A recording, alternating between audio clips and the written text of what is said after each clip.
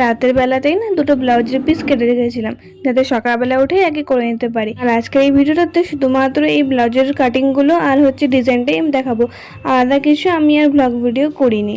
তো দেখো এপাশে একটা হচ্ছে গ্রিন কালারের হচ্ছে ব্লাউজ কাটিং করেছি, আর একটা রেড কালারের। এপাশে হচ্ছে রেডটা দেখো, প্রথমে হচ্ছে হুকের ঘরটা আমি করে নিচ্ছি। দুটো ব্লাউজে আমি কমপ্লিট করে লাস্টে তোমাদের সঙ্গে শেয়ার করবো। কালারের ব্লাউজের লটকানটা একটু হচ্ছে ইউনিক করবো, যার জন্য দেখো একটু হচ্ছে বরফি টাইপের শেপ দিয়েছি। তাই ভিতরে হচ্ছে একটু কাপড় দিয়ে দিয়েছি, যে কাপড়গুলো বেঁচে যায় সেই কাপড়গুলো দিয়ে দিয়েছি। আর নিচের দিকে একটু ঝুলানো টাইপের যে সিঙ্গারা টাইপের যে লটকানগুলো হয় ছোটো ছোটো, সেগুলো দুটো দুটো করে দিয়ে দেবো।